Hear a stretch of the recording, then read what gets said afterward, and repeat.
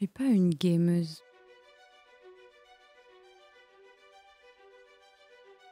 Même si c'est un univers qui m'a toujours intéressée et interpellée, sans pour autant que je n'ose jamais y plonger. J'aime voyager à travers des fictions, que ce soit des livres, des films, des séries, etc. Et ça m'a très vite sauté aux yeux que le jeu vidéo était un excellent moyen de voyager. Malheureusement, j'ai un défaut. Je dispose de vraiment peu de patience et j'ai tendance à tout prendre personnellement, même quand je ne devrais pas. Du coup, les rares fois où j'ai joué à d'autres jeux que Mario Kart sur console, j'ai rapidement arrêté de jouer car je venais de mourir 10 fois d'affilée au même endroit, sans comprendre ce que je devais changer pour avancer.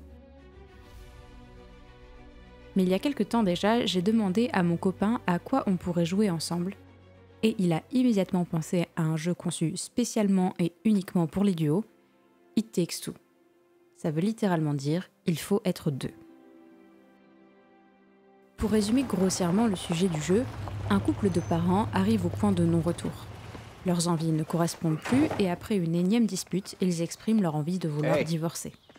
How was your day? Great. The toaster broke and Rose refused to eat her vegetables. How did it go at the dentist? The dentist? I thought you were taking her tomorrow. No, it was today. I'm working tomorrow. But it's Saturday. Why don't we just go ahead and tell her that we're divorcing? Leur fille, qui a tout entendu et qui ne souhaite pas voir ses parents se séparer, s'isole en compagnie de ses poupées et d'un livre intitulé The Book of Love, écrit par un certain Dr. Hakim, et elle exprime à voix haute, en pleurant sur ses poupées, qu'elle ne veut pas voir sa famille se séparer. Qu'à cela ne tienne, le livre prend à leur vie et transforme les deux parents en poupées de mailles et d'argile, les mêmes sur lesquelles la jeune fille pleurait quelques instants plus tôt. What is this? What is it? Oh, help! Look at that. What have you done? What? Why do you always blame me? Huh? Yes. Why do you always blame him? Thank you. Oh! What is that? I'm Dr. Haki, worldwide bestseller and an expert on love. Pour qu'ils puissent retrouver leur corps, May et Cody vont devoir accomplir des missions. Détail important, ils doivent coopérer pour mener à bien leurs tâches. Et ces missions, elles sont toutes en lien avec des passions ou des activités qu'ils aiment ou pratiquer et qu'ils ont petit à petit délaissées au fil de leur vie d'adultes et de parents. On peut retenir de ce jeu qu'il met en avant un gameplay asymétrique où chacun des personnages a réellement son importance et qui est spécifiquement conçu pour 2 joueurs. On ne peut pas y jouer seul et on ne peut pas y jouer à plus de 2. Bien sûr, ce n'est pas l'unique jeu coop à 2 joueurs, mais on peut affirmer sans trop se mouiller aujourd'hui qu'il a rebattu les cartes de ce qui est attendu d'un jeu de ce type. Car après tout, c'est un jeu avec un gameplay simple et accessible, ce qui en a fait le parfait jeu vidéo à faire avec sa copine. Et si vous vous souvenez de ma toute première phrase, c'est parfaitement la situation dans laquelle je l'ai découvert. Et quand mon copain me l'a proposé parmi quelques autres jeux qu'il trouvait pertinents, je me suis tournée vers It Takes Two pour plusieurs raisons qui ont grandement participé à sa démocratisation. Tout d'abord l'esthétique. Les graphismes sont colorés et on comprend instantanément que même si le divorce est au cœur du lore du jeu, ça reste un jeu qui a pour objectif de vous faire passer de bons moments où vous vous amuserez. Les couleurs sont relativement vives et assorties de telle façon que vous comprenez, avant même que Dr. Hakim ne parle, que c'est un personnage gaguesque. Après tout, le rouge bordeaux de sa couverture et le rose fuchsia de ses moustaches et sourcils en forme de parchemin brillant ne s'accordent pas vraiment. Ajoutez un léger accent hispanique et vous avez le parfait guide fun du jeu. En lançant le jeu pour la première fois et après avoir vu les premières cinématiques qui posent les bases de l'histoire, vous êtes lancé dans le jeu. Le premier niveau se passe dans les fondations du garage, lieu dans lequel votre fille vous a plus ou moins invoqué. Et votre première mission est de vous occuper de votre vieil aspirateur, cassé par Cody et abandonné par May qui avait pourtant promis de s'en occuper.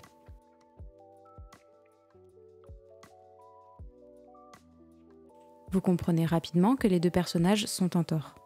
Une mère ingénieure qui fait passer sa carrière avant sa famille et un père au foyer qui s'ennuie et délaisse sa fille car trop ancrée dans ses difficultés personnelles. Au fur et à mesure de votre progression dans le soubassement de votre garage, le jeu va vous donner les commandes nécessaires à votre avancée. Ce didacticiel est bien conçu et vous vous retrouverez à rapidement prendre en main les commandes, le tout de la façon la plus fluide possible. Le didacticiel est un moment important pour les joueurs, car on vous y donne des informations concernant les commandes de vos personnages, mais aussi car c'est le premier aperçu du jeu et de son gameplay. Une mauvaise impression, pendant le tutoriel, peut amener un nombre important de joueurs à abandonner leur partie ici et ne pas pousser plus loin. C'est pourquoi c'est de plus en plus courant dans l'univers du jeu vidéo de l'intégrer de façon à ce que ça ne coupe pas l'expérience du joueur. Ce niveau est donc le moment parfait pour que vous vous imprégniez toujours plus de l'univers dans lequel vous avez plongé. Ce type de didacticiel bien conçu est donc très important auprès des personnes extérieures au milieu du jeu vidéo et qui pourraient être découragées par un tutoriel amené de manière plus frontale. La fameuse copine qui joue pas forcément aux jeux vidéo. Combien de personnes ont déjà arrêté un jeu pendant le tutoriel car ce dernier était imbouffable? Pour certains jeux, c'est même devenu un running gag. On pense à la vidéo de Sylvain Livre qui reprend le tuto de Driver par exemple. Bienvenue. Est-ce que vous connaissez Driver sur PS1? Au début de ce jeu, si vous y avez joué, vous aviez un tuto de l'enfer. Ici, comme cette étape est bien faite, vous avez tout le temps que vous souhaitez pour vous laisser transporter par l'histoire. Et je peux vous assurer qu'au début, vous détesterez, c'est sûr, les personnages principaux, qui vont aller de réflexions égoïstes en décisions scandaleuses. Le tout au milieu d'un discours mêlant le sarcasme et l'orgueil de deux personnages qui ont pour unique but de retrouver leur corps et de divorcer. L'impact qu'aura cette décision sur leur fille ne leur importe que peu. Leur enfant ne se plaint et ne pleure jamais, alors c'est qu'il ne doit pas y avoir de soucis. La mission du Dr Hakim est de forcer ses deux parents indignes à travailler de concert afin qu'ils se rendent compte de l'importance d'accepter les différences et les difficultés d'autrui, et ce même dans les relations amoureuses et sentimentales. Et vous l'avez compris, c'est pas une mince affaire dans le cas de ces deux personnages. Vous les verrez se renvoyer la faute à chaque fois que le Dr Hakim les mettra devant une mission liée à leurs responsabilités respectives. Et si vous avez suivi ce que je vous disais au tout début, chaque mission est liée à un aspect de leur vie.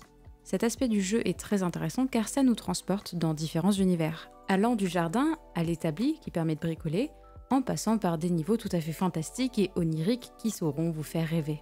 Et cette diversité d'environnement permet aussi de proposer une diversité de gameplay importante, ce qui permet aussi aux personnes n'ayant jamais joué avant de tester plusieurs types de jeux.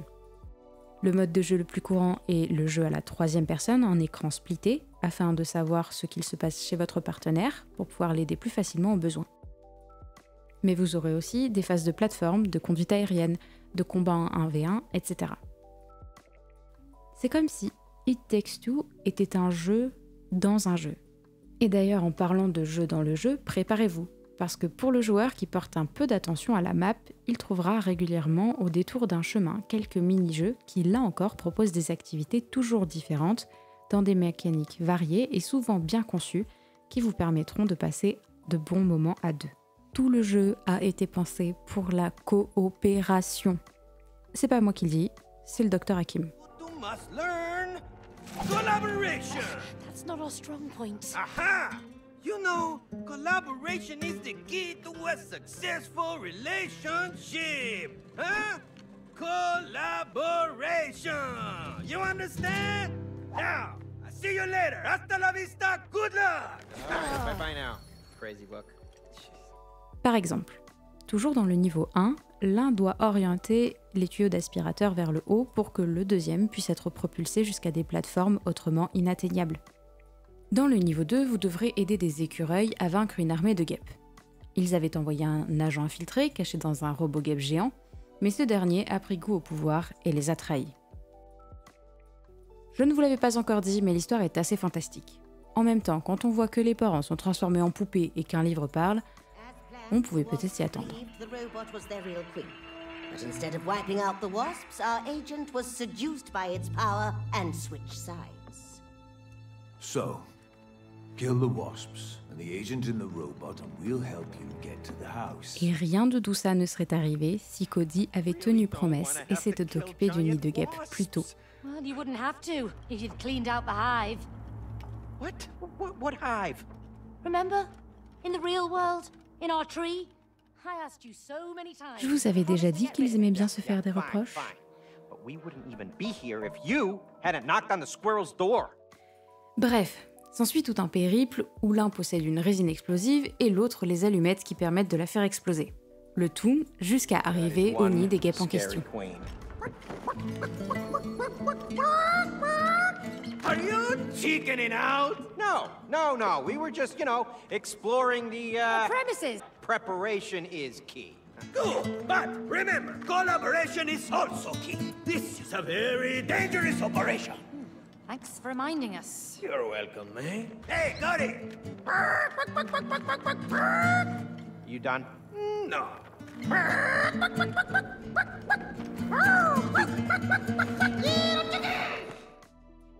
Après avoir combattu l'armée de guêpes avions, bombes ou encore ciseaux, et après avoir affronté le robot guêpe, vous découvrez l'agent infiltré, qui est un adorable petit bourdon. Look, it's a little bumblebee. Oh, she's actually really furry and sweet. Vous serez chassé par les écureuils. Il vous avait demandé de tuer le traître bourdon, mais vous avez eu pitié de lui. Pauvre de vous, car ça déclenche un combat aérien. Vous volez le magnifique objet volant, réalisé avec, comme aile, un caleçon que Cody avait perdu. L'arbre de votre jardin est désormais le terrain d'un combat sans pitié.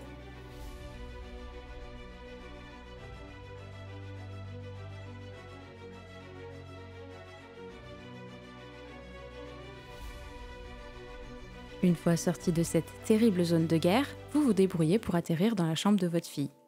Votre objectif est de trouver le moyen de la faire pleurer, car vous espérez que vous asperger de ses larmes vous rendra forme humaine. Je vous avais déjà dit que les parents étaient horribles, pas vrai? Mais malheureusement pour vous, quelqu'un a entendu ce que vous étiez en train de dire. Le personnage qui vous a suivi parmi les coussins qui composent l'ambiance et l'univers de ce niveau placé sous le signe cocooning s'appelle Moon Baboon. Ce babouin de l'espace ne compte pas vous laisser faire pleurer Rose, car il vous a entendu et les mensonges donnés par May et Cody ne servent à rien. Moon Baboon vous envoie alors dans une sorte de tour, se trouvant plus ou moins dans l'espace. May aura droit à une paire de chaussures qui lui permet de marcher au plafond et sur certaines surfaces verticales, quand Cody peut désormais devenir soit minuscule, soit géant. Deux pouvoirs qui, vous en doutez, sont là encore à utiliser de concert. May a accès à des commandes fixées au plafond et Cody peut désormais soit passer dans des endroits très étroits, soit déplacer des objets lourds ou jusque-là inaccessibles car à mi-hauteur entre le sol et le plafond. Cette tour dans laquelle vous envoie ce singe en peluche est composée de 2 niveaux et de 2 interniveaux composés eux de mini-jeux de rôle et au gameplay toujours différents. Les niveaux classiques mettent à votre disposition 3 portails dimensionnels qui vous envoient accomplir différentes missions. Le but de chacune d'entre elles est de remettre en place une pile placée au cœur d'un robot. Pour atteindre ce dernier, aucune explication ne vous est donnée. Mais chaque joueur comprend relativement rapidement l'utilité de son pouvoir et se met donc en action, travaillant dans la même direction et remplissant les unes après les autres les missions données jusqu'à arriver au boss, Moon Baboon en personne. On peut dire ça d'une peluche? Le combat avec Moon Baboon, parlons-en. Il se déroule en 2 grandes phases. La première se joue en groupe, Cody et May ensemble contre le singe. Et ce, jusqu'à ce que suffisamment de dégâts soient infligés au vaisseau de Moon Baboon. Cody peut alors s'y infiltrer dans sa forme la plus petite, et ça lance la deuxième partie du combat, la phase d'infiltration, en ce qui concerne Cody. May, de son côté, doit quant à elle survivre dans l'arène le temps que Cody réussisse à éjecter le pilote babouin. Ce combat ne sera pas le plus simple pour May, qui va voir l'espace de l'arène se remplir de rayons laser, alors que dans le cas de Cody, il se trouve face à un parcours d'obstacles pour pouvoir atteindre le bouton nécessaire à l'éjection du pilote. Une fois que vous aurez vaincu Moon Baboon et lui aurez fait croire que vous avez mis de côté l'idée de faire pleurer votre fille Rose, vous repartez en mission dans la chambre de cette dernière. Vous allez croiser votre fille et vous rendre compte qu'elle ne vous voit pas, mais que vous pouvez agir sur les objets qui l'entourent. C'est pourquoi vous allez décider que pour la faire pleurer, vous allez détruire son jouet préféré, l'éléphant Cutie. Vous êtes officiellement les meilleurs parents du monde. Cutie, gentille peluche éléphant, devenue reine du royaume des jouets de la chambre de Rose, est en sécurité au sein d'un château de carton qui vous est alors inaccessible. Et tout ça, vous l'apprenez en rencontrant le clown à ressort qui garde le pont menant au château et qui, tel un pont-levis, est relevé en rendant l'accès impossible pour l'instant. Votre premier objectif est donc de faire descendre le pont en perçant le ballon en forme de clown grincheux qui le tient levé. Pour ce faire, vous devrez collaborer et amener des billes en fer qui vous sont fournies dans diverses épreuves tirées de l'univers circassien jusqu'à ce que vous ayez accès à une fronde qui vous permettra de percer le ballon. Une fois le pont baissé, vous aurez alors accès à la cour du château. Et c'est un univers riche que vous découvrirez, plein de petites activités et qui propose pas mal d'explorations fun et divertissantes. Les habitants de ce lieu sont de mignons PNJ en forme de Playmobil qui se déplacent dans un mélange entre marche et sautillement. Et quand vous aurez assez déambulé dans la cour du château, vous pourrez vous diriger vers le château lui-même ou prétextant devoir donner une missive à Sa Majesté, vous tentez l'infiltration. Mais c'est sans compter le docteur Hakim qui poucave directement votre plan meurtrier aux gardes. Assassiner la reine Cutie. Et vous n'avez malheureusement aucune missive à montrer aux gardes pour prouver votre bonne foi et êtes donc immédiatement neutralisé et envoyé en prison. Heureusement pour vous, ces cellules ont été fabriquées par Cody, comme l'ensemble de ce château magique en carton d'ailleurs, et il n'a étrangement pas pensé à créer un système d'évacuation pour les toilettes. Yeah, it's a toy castle. Après vous être échappé et caché des gardes, vous récupérez des tenues de sorciers et de soldats qui vous donnent des pouvoirs magiques. Après tout, le château est magique. May maîtrise le feu et Cody la glace. Le gameplay passe alors en vue du dessus et vous devez désormais vaincre les gardes, ainsi que la poupée absolument terrifiante qui garde les appartements de Sa Majesté. On va partir du principe que vous finissez cette partie-là et que vous rencontrez Cutie. Au passage, Cutie est absolument adorable. Hug. I kinda do. Let's kill her. Kill me. Why do you À want tel to point kill me? qu'Antoine Daniel lui-même exprimera pendant un live à quel point il n'a pas envie de lui faire du mal. J'ai pas envie de la tuer. Et c'est triste, mais vous n'avez pas le choix. Ce jeu est un couloir. Du coup, vous allez devoir, le cœur lourd, pourchasser Cutie, la récupérer dans la UFO Catcher Machine,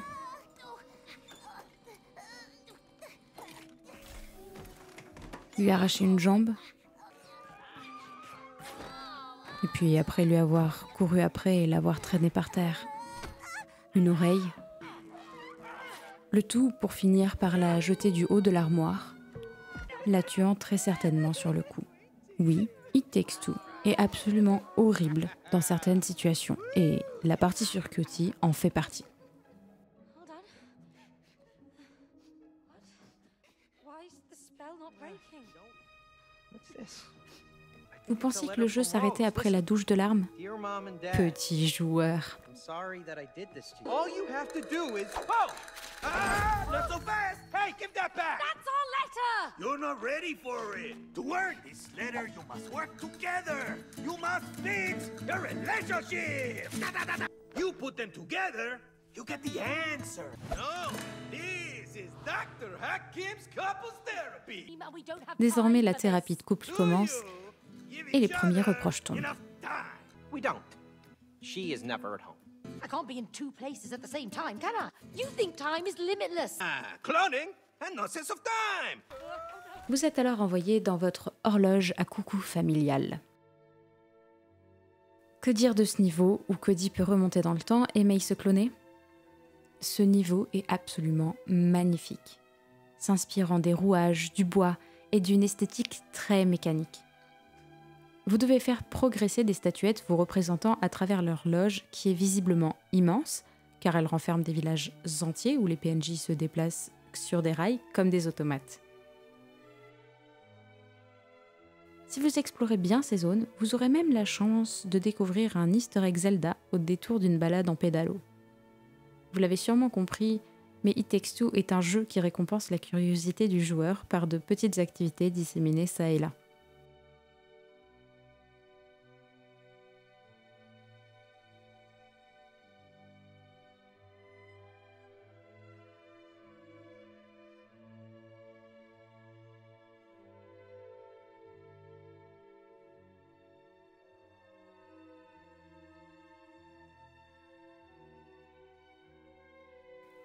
Et après avoir parcouru l'entièreté de votre horloge, vous aurez l'occasion de livrer un combat épique avec ou plutôt les pendules de votre horloge.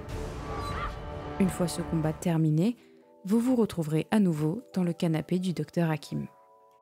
Et il décide alors qu'un séjour à la neige vous ferait le plus grand bien. Vous êtes désormais en haut d'une montagne qui vous dit quelque chose. Vous êtes dans votre boule à neige et les souvenirs reviennent. C'est ici que May et Cody ont passé leur premier voyage à la neige et c'est un lieu d'autant plus important pour eux que c'est ici que Cody a demandé May en mariage. Et pour remettre en avant leur complicité et leur attractivité, le docteur Hakim décide de leur donner des aimants. Et ces aimants sont effectivement magiques et permettent de nouvelles stratégies de jeu où l'on peut attirer et repousser certains éléments. Vous évoluez donc ici dans le parfait archétype de ce qu'on peut s'imaginer comme virer à la montagne, de la neige, du froid, de la glace, sur laquelle vous aurez tout le loisir de glisser, et du vent.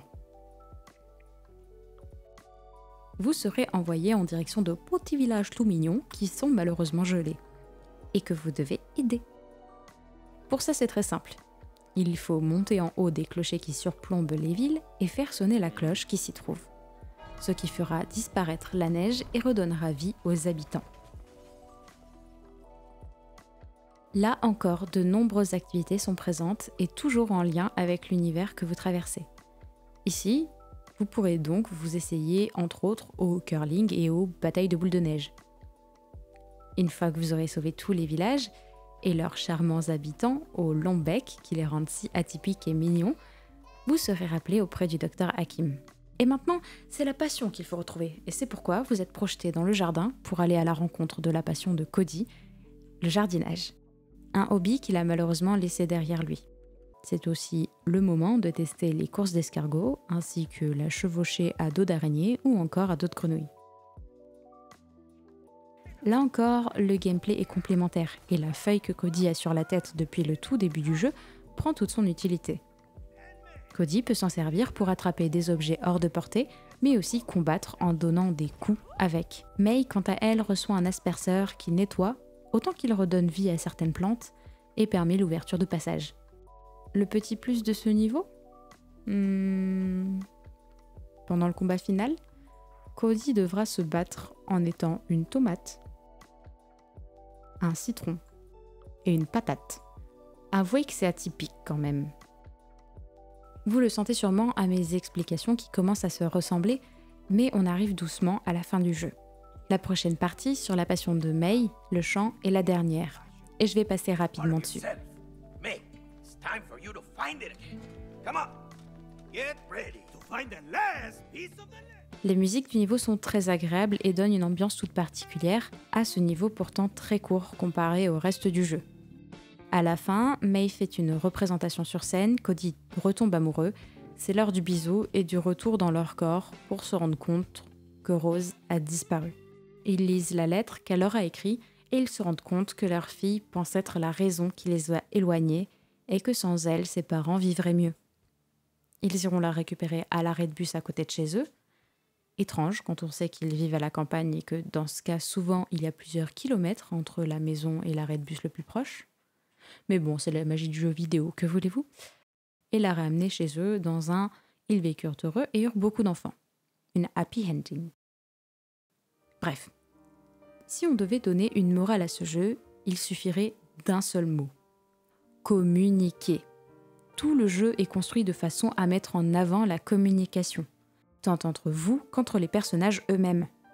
Au début du jeu, les parents ne se parlent pas, Cody n'est pas au courant des rendez-vous médicaux de sa fille, ni des horaires de travail de May par exemple, et ajoutez à ça qu'ils sont incapables d'expliquer réellement et clairement à leur fille leurs décisions. Rose, quant à elle, essaye régulièrement de leur parler, mais ces derniers sont beaucoup trop accaparés par leurs petits soucis personnels pour prêter la moindre attention à leur fille. Dans le gameplay aussi, la communication est mise en avant. Par exemple, vous avez toujours à disposition l'écran de votre partenaire, histoire que tout le monde ait les mêmes infos. Aucune des missions n'est faisable seule, ce qui implique de parler à l'autre pour trouver ensemble quelles sont les actions à accomplir. Parce que vous avez beau avoir l'écran de votre ami sous les yeux, vous ne le regarderez que très peu. Vous allez donc devoir exprimer ce que vous comprenez des niveaux et de ce qui est attendu de vous. Si je devais conclure, je dirais que c'est un jeu que j'aime beaucoup, autant pour son gameplay que pour son esthétique, et qui me donne toujours envie de le relancer. Je recommande à toute personne de l'essayer car il y a de grandes possibilités pour que vous passiez un excellent moment. Et je ne peux qu'attendre avec impatience le prochain jeu coop de Hazelight, Split Fiction, qui sortira le 6 mars. Sur ce, je vous dis à la prochaine. Des bisous. Ciao.